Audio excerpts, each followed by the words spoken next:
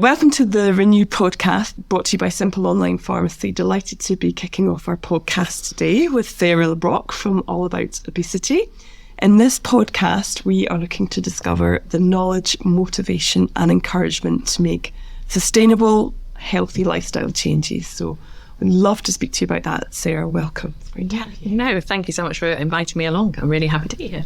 Fab. So could we just kick off? I'd love to just understand a bit more about you. Tell us a bit more about yourself and the journey that you've been on. Yeah, sure. So I have lived with obesity for as long as I can remember, I say all my life, but I think when I look back, it's probably most of my adult life is probably a good way to start. I did start having thoughts around my weight in my teenage years, but I think it started becoming more of a problem in my adult life. So it's been one of those where I've tried every diet going, every fitness plan, whatever I could. And then in 2012, I was given the opportunity to take part in a weight loss TV show.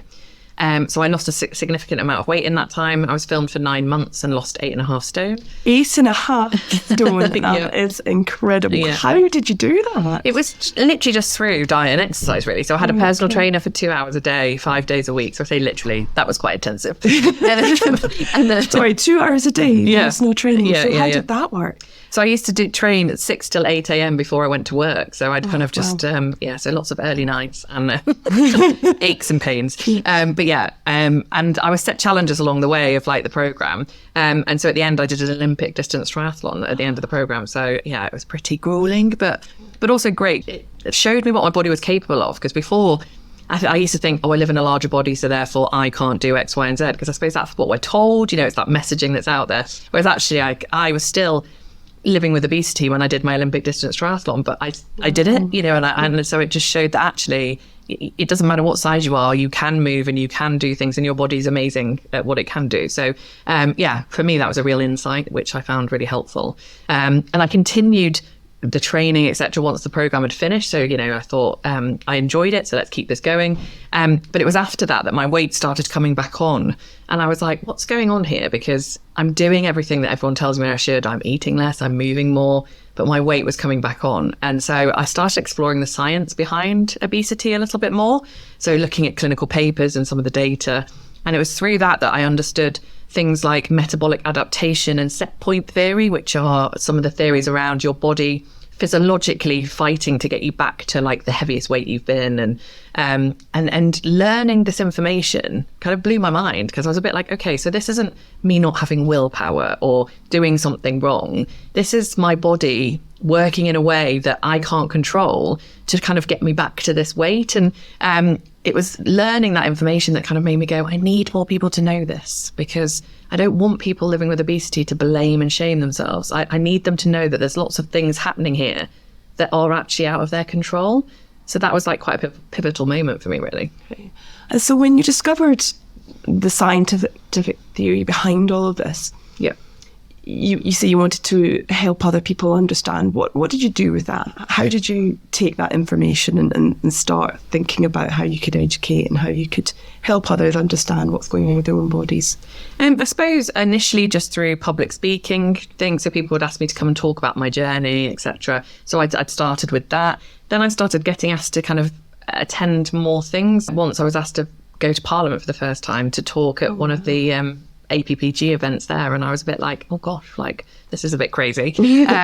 But it was like, it kind of started with that, and then it kind of just snowballed to being invited to more and more things, and then being able to talk about it, and people listening, and kind of being like, oh, right, okay, people are actually like taking me seriously here, and this is great. Like maybe the messaging is kind of making people think slightly differently than they have done before. And then it made me go, well, I need to do this on a bigger scale though, because it's great. I'm doing it to events where there's people there, but how am I going to get that message out to people living with obesity that aren't attending these events or aren't, seeing the articles, etc. So that's where I thought I needed to have some sort of organisation or kind of a platform to do that. And that's kind of where All About Obesity was born from, really. Having a kind of trusted go-to place for people to get information, resources, support around obesity. I do a lot of work in advocacy, getting that lived experience voice into kind of policy conversations and trying to change that kind of area as well. So yeah, that was kind of the basis for, I suppose, launching All About Obesity and driving that forward. You set up All About Obesity about 18 months ago. Mm-hmm. So talk me through that. What have been the big successes and the big learnings on that journey for you? I think the big successes that I can think of are being involved in the kind of policy conversations at like a national level, really. So, I have seats on the table at the NHS England obesity audit. That's a national audit that's been set up. I'm involved with NICE. So we've been reviewing the weight management guidelines there. Bringing that lived experience voice into these conversations and making sure that we're being heard. And I think it's really nice to see that that's happening and I'm being asked to do that. And I think that shows that there's a real change, I think, because historically there hasn't been that same level of like lived experience involvement. So for me, it's kind of just great to see that that's happening, and us being able to have a voice and making sure that that's filtering through kind of from, all levels really across policy. Fantastic. And you talk a lot on your website, and I've heard you talk a lot about weight stigma. Mm-hmm. And it'd be great to understand a little bit from you what actually is weight stigma. How does it manifest? How does it show up? And what can we help our listeners understand about it? So weight stigma is, I suppose, the way someone thinks about someone by just visually looking at them. So it's kind of like you look at someone in a larger body and you make assumptions about them. So we tend to think that people living in larger bodies are lazy, that they eat too much, that they're uneducated. They're just some of them. So it's this kind of discrimination that you put on someone just from visually looking at them and just not understanding them at all, and then behaving in ways around that. So kind of then looking down on them or not treating them the same. And what we find is there's weight stigma across all levels of society. So within the workplace, within healthcare settings, within the media, even within families and friends, because some of it's unconscious. So we don't know we're doing it. So it's kind of, because it's so ingrained in who we are and what we've been told, there's a lot of unconscious bias going on. So you kind of make these assumptions without really knowing you are. And that's really hard, because it's actually, if you're not consciously doing it, then how do you kind of make changes or kind of think of things differently? And I think it's just about, if we can change that piece around the education of what obesity is, talk about the fact it's not a choice and that there's science behind it more, then hopefully people will start questioning their own thinking a little bit when they're making these assumptions or making these comments. Because as I say, like when I did my triathlon, people probably would have looked at me and gone, there's no way she could do that. But I did, and it's kind of like about saying, well, actually, like, don't make those assumptions, because you know nothing about me by just looking at me. I mean, as children, that's one of the things we got told, I remember, is like, never judge a book by its cover. So why do we do that? Why are we doing that with people living with obesity? Yeah. And we had a really interesting conversation earlier, Sarah, about this double bind that you almost find yourself in if you're living with obesity, that you want to be accepted for who you are as a person, but at the same time, you're conscious of your health, mm-hmm. and you're conscious that living with obesity can have health implications. So the fact that you want to be accepted for who you are shouldn't at the same time mean that you don't also want to be healthy. Yeah. Can you talk a little bit into that and give us just a bit of an insight around how you think about your lifestyle and leading a healthy lifestyle whilst also wanting to be happy in who you are and being accepted for who you are? Yeah, I think a good way of explaining that, I suppose, is around just being able to wear clothes that are stylish or, fit you. Because I think growing up, I always used to be like thinking, I can't wear that, or I can't wear this, because I lived in a body shape that it didn't, I just couldn't. I mean, I think so much has changed, and there's so many, plus size brands now that you can get much more choice. But it's that point of, why should it matter what body shape or size you are? You should still be able to get fashion and be able to wear stylish things. It shouldn't be that, I used to wear things that were just like look like tents half the time, because it was like the only thing you could get, and that makes you feel not good, because you're not feeling good in what you're wearing and all of that kind of thing. And then it kind of makes you then have so low self-confidence, and then it has a knock-on effect in so many ways. So I think it's about that. It's like, if you can show up and be in a business meeting and wear a nice suit, regardless of what size you are, then that puts you in a better mindset then for having a conversation and being part of the the room. Whereas if you're there feeling uncomfortable and going, I don't like this, it's like you're already on the back foot. And I think it's about simple things like that can just change the way that you are perceived and the way you have conversations. So I think that's really important. But yeah, I think it's great that people can go, people live in larger bodies. We shouldn't just assume that they've got health issues, and we shouldn't assume that they're unhealthy. And I totally am with that. But what I think we need to just recognise is that having excess body fat, so adipose tissue within your body, means your body's in a more inflamed state than someone that isn't. That's fact. So therefore, being in a more inflamed state means you're more prone to then infections and other things and other health conditions. And it's just about being mindful of that and being aware of the fact that you are at an increased risk of, we're not saying you will get, it's of an increased risk, and just being mindful of that. And so making sure you're just trying to be the healthiest version of you. And I think that's where I'm at now. I used to be trying to get to a certain weight. Now I'm just about being, well, am I eating nutritious food? Am I getting the right kind of minerals and vitamins, etc., into my diet? Am I moving? Am I doing those things? Am I getting fresh air? Am I getting sleep? And that's just changed my whole perception, rather than have I been to the gym? Have I done this? And am I eating X amount of calories? You know, it's just changed my whole thinking, which just feels calmer and nicer than being so restrictive and kind of grueling, I guess. If we can just maybe wind back a little bit. So we talked a bit about stigmas there. I'd love to explore a little bit more about the work that you do with these policymakers and people of influence. How receptive are they to understanding about stigmas and how people are stigmatised, particularly in things like a healthcare setting? And how much appetite do you think there is to want to do something about that, and to want to change, to want to educate people? And what do you think we should be doing to improve it as well? I think it's positive that I'm being invited to these things, and other people living with obesity are, we're being involved in the conversation. So I think that's a step forward and shows that there's more awareness of that need for kind of more co-creation and more kind of keeping that lived experience voice. So I think that's a positive. I think sometimes you kind of go, are you, is this a tick box, or are you actually listening? And again, I think that is changing, but it's interesting to just see, I think where you fit in those boxes, which is, always interesting. But I do think it's really important, and I think we need to be kind of pushing forward with that, and making sure that we are being heard, and so I try to not feel intimidated by the people that are in the room, because sometimes you're in the room with, real kind of, I sit there and kind of go, gosh, I've got, to be sat here is pretty, impressive in a way. But to make sure that you can speak up as well, because I think my voice is just as important as, the head of NHS England, for instance, or because I'm the person they're talking about. I'm walking in those shoes. And I think unless you're actually walking in the shoes, you don't really fully know. And I think we see a lot of conversations and a lot of decisions made by people that have literally no experience of the condition itself. So you kind of go, it's just really important that that's brought in, and that kind of you just highlight some of the nuances and some of the things that you just would not think about unless you were living with obesity yourself. So I do think that's helping to kind of shift. Like, I think this year, just seeing the investment into treatment of obesity has been a huge step forward, because we've talked about prevention for a long time and childhood obesity. But then we've kind of ignored the 2/3 of the population living with overweight and obesity right now. And that was a conversation I kept having was, but what about us right now? Like great, let's talk about the future. Like, that is important, and we need to make things put in place to stop people from, kind of those numbers increasing. But what about the people right now? And so having those treatment kind of investment now, I think is really important, because we need to support people living right now. They have the same rights as anyone else with a chronic condition. So I think that's a real positive step forward.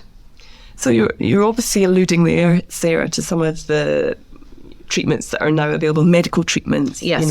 Such as semaglutide, which has been all over the press recently, launching in the UK. Wegovy is the brand name. And is that something that you were involved in supporting the policymakers and how we best use these medications and how we get them to the people that really need them? Yes, absolutely. Because if you understand the science of obesity, you understand that there are lots of things within someone's body that are kind of out of kilter a little bit.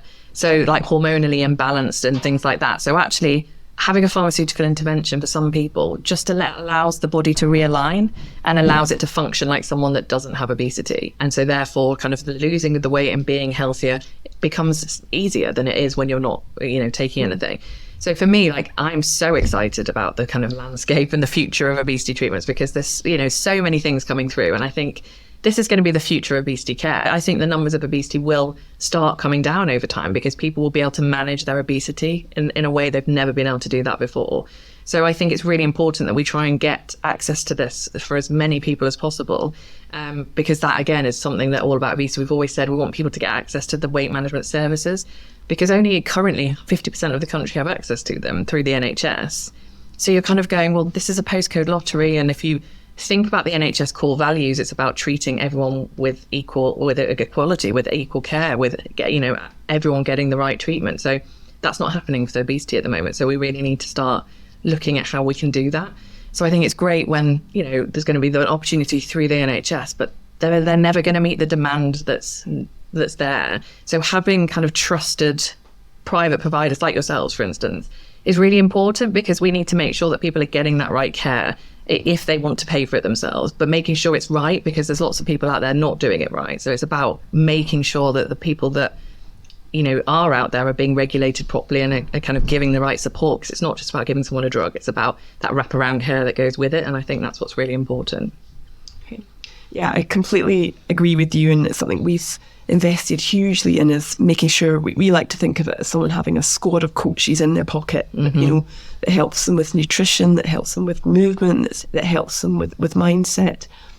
And you talk about getting the access to the huge swathes of our population that are living with obesity or overweight. Part of the challenge we find is that mindset piece. And how does someone actually get to that point where, like, right, I'm going to take action on this, I'm going to do something about it? Was there something in your life that you know, triggered you to think, right, it's time for me to do something about this? I'm not happy with the situation, or my health, you know, I'm concerned, I need to do something about this, or was it something that kind of happened naturally over time? Talk to me a little bit about what made you think, right, I want to go and start looking into this more and doing something really proactive about this. I think it's just a cumulative thing over time. Like I say, I think when you're living with obesity, you're always looking for the next thing to try, because I think that's the way obesity's been framed for such a long time, that it's like personal responsibility and you doing something to sort your health out. So, you know, there would be something come out like, you know, Joe Wicks bringing out his, like, you know, his HIIT sessions, or you think, oh, that might be the thing, I'll give that a go, or another diet plan that comes out and you go, oh, maybe it's that, you know, or Atkins or milkshakes, or, you know, you just go through, I think it's just like an elimination, because in my head, this is my fault and I've done something and my body's not working right, so I need to try and work out how to fix that. But how many other chronic conditions do you sit there and see people trying to treat their diabetes themselves, or their asthma, or their this, or their that? They don't. They know it's an illness, and so they go and get treated for it. And I think, again, it's about reframing obesity and acknowledging that actually when you get to a certain BMI, I mean, at my highest, I think my BMI was 53. So I needed an intervention or some sort of support there. I was never going to be able to just diet and exercise my way out of that.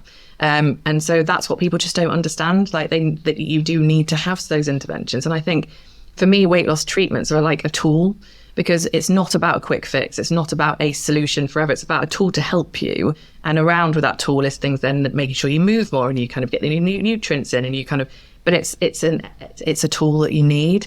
And I think it's now that there are tools available, that's what's exciting, because before my toolbox was pretty empty. And I was like, don't know what I'm going to do with this. But now the toolbox is filling up, and then you can start going, okay, which one shall I pick and what shall I try now? And I think that's exciting. Yeah. So for anyone out there who is considering, you know, they're in a similar situation to you, they have maybe dabbled a bit with other things like restrictive diets, fad diets, what advice would you give to them? From you know, you've obviously tried so many different things, and you've had some real great successes, and then you've also found that actually some science behind this, which makes, in your circumstances, it quite difficult to sustain weight when it's lost. What advice would you give to those people? I suppose I think the first thing I want to say to people that kind of, you know, have struggled with weight or do struggle with weight is, it's not your fault. Because for me, that was like the biggest, like, as if a weight was lifted in a way. And I know I still get a lot of challenge when I say that, and people listening to this podcast will maybe say, what do you mean it's not your choice? You choose what you put in your mouth, and you choose how much exercise you do. It's about understanding why I'm choosing that food and why I don't want to do that exercise, because that underlying all of that, there's trauma, there's physiological things, there's genetics, there's societal things, environmental things. There's so many factors that I can't control that are fitting into that doesn't make it as easy as me just going, do you know what, I'm just going to eat lettuce and run 10k every day. You know, there's just so many other factors that kind of stop that from happening. And that's what I think people need to understand is, this isn't your fault. there are options available to you now to help you manage your weight in a way that you've never been able to before. Don't see it as cheating, because you don't think someone taking chemotherapy for cancer is cheating. They are treating their condition. But that's exactly what you're doing, using a weight loss medication for obesity. So it's about just the whole reframing and changing that conversation that I think is really important, and taking the pressure off you, because it's like, there are tools out there, go and get them. Don't and sit there and suffer, because you don't need to suffer anymore. There are things that can help you. And it's about, I just think life's so short. So let's go out there and just live our lives and be the healthiest versions of ourselves. And if we've now got tools to help us, then great. But yeah, I would just say, don't blame yourself. Don't shame yourself. Just work out a way of how you can manage your weight moving forward and be the healthiest version of you. Thank you. And I guess something we have to address around this is, at the moment we're in a situation where the supply is restricted. Yes. And that's been done for a very good reason, to make sure that people who have already been on a weight journey with medication can continue that, and they aren't all of a sudden left without medication. So there's been a lot of effort going into making sure that we as providers of medicated weight care can continue people on a journey. Yeah. I believe that we're at a very early stage in the life cycle of these treatments. The supply chains are starting to really gear up and speed up the same way that the vaccines for COVID did. And the demand is massive, because we are talking about 20 to 40% of every population in every country in every world is living with obesity. So I guess taking on what you're saying there, even if people can't access supply immediately today, it's about speaking to your GP, making them aware that this is something you're really interested in pursuing. Yeah. If you have, the finances to be able to get yourself treated privately, get yourself on a waiting list somewhere, because again, even if you can't access it today, these drugs are going to become increasingly available over time. So if your name's not down, they're not going to be getting in touch with you when the supply comes. Yeah. And then I guess another thing I'd like to point out is something we've done, is we've put together the Renu app, which does the wraparound care, as you say. And I know you've been having a look at our app, and I'd love to hear your thoughts on it, to help people with the nutrition, the movement and the mindset. And so even if you can't access the medication, all of the other support is there. And we've made it free and available to anybody who is on a weight loss journey. You don't need to be a patient of ours at all. So I did just want to point out that for those people that are feeling maybe a bit exasperated that I want this treatment, I can't get it, I guess get your name in all the right lists. Yeah. And it will become available over time. Yeah. We're just going to have to be a bit patient, but there are other things available in the meantime. Yeah. And then speaking of our app, Renu, I know you've been in and having a bit of a look at it. It's fairly new. What were your thoughts about that? And you talked about the medication aspect, and then there's everything else. It's the holistic side of things. What are your thoughts on that, and the support that we've got, and any other support that's out there for patients? Yeah, no, I think one of the things I really loved about the app was that how comprehensive it was. So it wasn't just a case of, I think when people think about going on some sort of weight loss journey, we think of like diet plans and like grueling fitness regimes. And it was very much refreshing to see that the Renu app's talking through like the different elements behind things. So like the psychology, and then instead of talking about exercise, you're talking about movement, because it's not just about going to the gym, it's about just moving more generally and being more active, and then talking about nutrition rather than diet, because again, it's like just reframing and thinking about, okay, if I'm going to be eating food, am I getting the right nutrients into my diet, rather than going, I can't have this. It's more about, actually, what do I need to get into my diet, and what food should I be eating? And I think that's a really refreshing way to view things. And I think the app does that really lovely, and kind of just takes away that focus on kind of the scales and the diet plans and the you can't do this and you can't do that. It's more around, you can move more. You can, look at your nutrient intake. It's just, again, it's I think mindset's so important, I think, when it comes to obesity and weight, because we're so prone for it to be like negative. But I think if you can just flip it in a positive way, and I always describe it that I spent years fighting against my body. And now I'm kind of going, well, how can I work with my body? And that just changes the way you think about yourself as well. And I think that's what the app does really lovely, is the kind of like allows you to go, right, okay, so my mindset might be not great today. So what little things can I just think about to change that slightly? Or, what protein should I be eating? Or it just allows you to really have those questions answered, kind of like you say, in your pocket, rather than having to book an appointment and wait and speak to someone. Or it's just great. So I think you've done a really great job. I think it's really comprehensive, and I really enjoyed kind of getting to grips with it, really. That's really great to hear, Sarah. A lot of effort and expertise went into pulling the app together, but for us what's important is that it actually has impact for the people that it's intended for. Yeah, so absolutely fantastic to have someone of your gravitas give us that feedback. Great. I really enjoyed kind of getting my head around it and using it, and I think it'll be a really great tool for people. So we were talking about weight stigma, and in particular, as you say, there's becoming an awareness that there is this stigma that exists, and one of the ways it can manifest is in the language that people use. Can you talk us through what kind of language, may be offensive or may not land well with someone living with obesity, and maybe even if you have any personal examples of that to really bring it to life for people and help us understand what language should we be using? I think the first point is not necessarily from a language perspective, but just to think about this whole personal responsibility piece. So, when we hear even the government and the media talk, it's about what can the individual do to change their life, when actually it's a bigger piece than that. We need to look at what can society do, what can the government do, what can the NHS do. Like, we need to look at supporting people with a condition, not just saying you need to do something differently. So I think that just changing that framing is really important. But then simple things like if you're reading articles in the press, like we're talking about living with obesity, which is great because this is about someone living with a condition. The word obese gets used a lot, or morbidly obesity, and those words just are not to be used anymore, really, because we used to use them in the past before we really understood the kind of, I suppose, the association and the way that it lands. But it would be the same as calling someone cancerous, which we would never do. So using the word obese is like saying you're cancerous.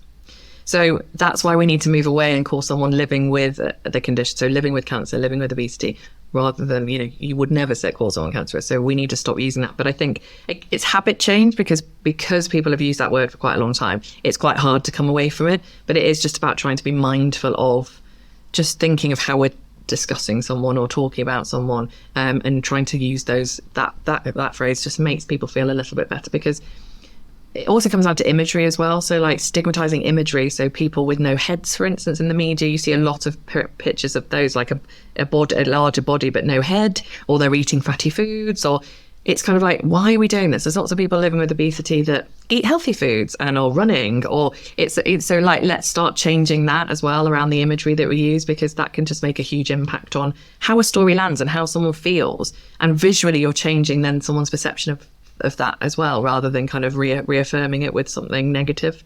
So I think it's important we look at kind of language and imagery together in a way. Absolutely. And it's interesting you mentioned imagery. When we were putting together our app, we actually had to do our own photo shoot because we literally could not find stock images that weren't of 25-year-old or younger, extremely slim people. And that's all there is that's out there. So we went and got our own models and did our own photo shoot. I know you're thinking of trying to start to build up some of those much more compassionate, empathetic image banks of people living with obesity is one of the things that you're looking to do next with All About Obesity. What else? What's next for All About Obesity? Well, gosh, if I've got a kind of plethora of things that I do. But I suppose for me, the big piece is around, kind of changing kind of the media's perception, because I think that's the kind of front-facing thing that society sees and kind of, gets their kind of newsworthy things from. So if we can change that and start changing that messaging, that's really important. But also around changing kind of the education pieces. So if you live with obesity at the moment, it's like, where would you go to get information other than Google? And then if you go on Google, you're like opening a Pandora's box of like, what part of this is credible information? Whereas I think what I'd love All About Obesity to be is that place that you go for trusted resources and information so that you know you're getting the most up-to-date information or support, or we can signpost you to finding out about this, that and the other. And so that's what I'd like us to be able to build up who we are in our platform more, so that we can become that trusted resource and people kind of utilize us in the way that I'd love us to be, utilized more, and just keep being part of those conversations and being involved in trying to shape the world that people living with obesity live in, I guess, because if we can make that more inclusive and we can make that a nicer place, then that changes how people feel living in it as well. And I think that always has a positive impact, because we actually know that weight stigma has a negative impact on someone's health. So if we could start removing weight stigma or changing that, then that will obviously help improve health as well overall. So I think that's really important. Well, we're really delighted to have you here today, Sarah. I think the work you're doing is absolutely fantastic. We've been on a similar journey of discovery ourselves, and it's great to have that reassurance that we're going in the right direction with everything that we're doing to help our many patients that are living with obesity as well. So it's been a pleasure talking to you today. Thank you so much for sharing your wealth of experience on this topic. No, thank you. Thank you for inviting me along, because I think what's really impressed me is kind of the levels of kind of commitment you're putting into this, and support, and how much the patient is kind of really at the heart of what you do, which I think people talk about it a lot, but a lot of people implement it. And I think just being here and seeing what you're doing has really shown me that you genuinely do. So I'm excited that you guys are around, because I think it's great for patients to have that trusted place to go to get medication. We want to be that trusted resource and that third sector organisation, but it's great to have other trusted places we can send patients to. So, well done for kind of all the hard work you put in as well. So it's great to be here. Thank you. Okay, fantastic.